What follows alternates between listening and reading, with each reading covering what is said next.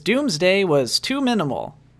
Doomsday should be thought of a weapon in this movie rather than a character, because that's what he is. He has no development other than his physical development, and he shows up as Lex Luthor's contingency plan to kill Superman.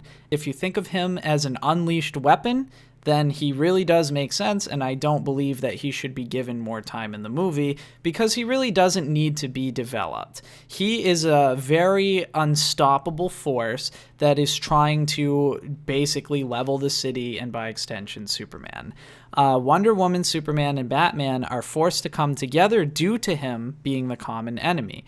If he doesn't exist, then this movie has no logical conclusion.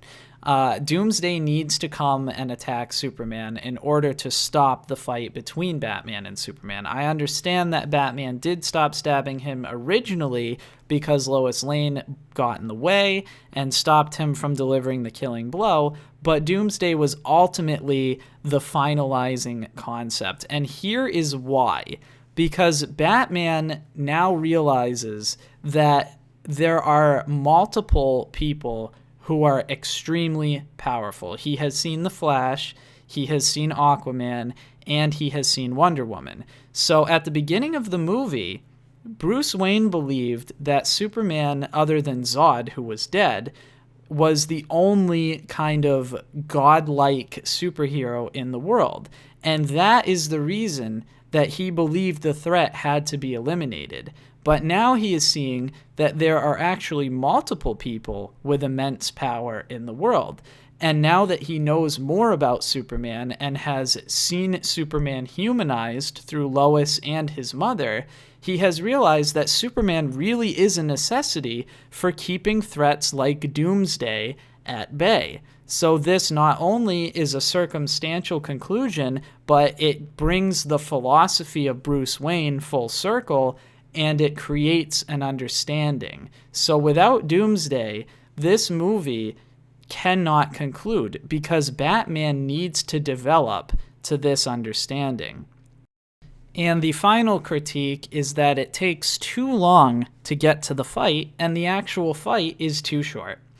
You know, again, this really comes down to personal preference, but we have to remember that this Batman is a new character. It is not a pre-existing Batman. So Zack Snyder needs to develop Batman for him to be a good character. If he didn't develop Batman and just kind of showed Batman fighting some thugs and then threw him in the fight, the movie would be terrible. But because he takes the time to develop Batman, then it makes a lot more sense and we have a lot more emotional investment in the final fight.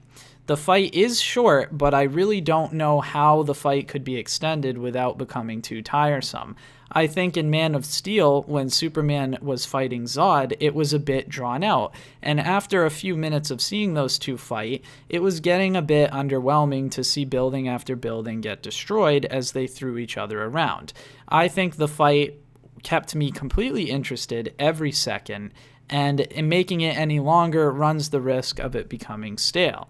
And plus, there is only so much punishment Batman can take from a divine being before we start questioning how the hell is he still alive. So those are all of the major concepts being addressed that I noticed when reading through all of the most prominent reviews. There are arguments against the defenses that I just made, but I am under the distinct impression that those come down to opinion.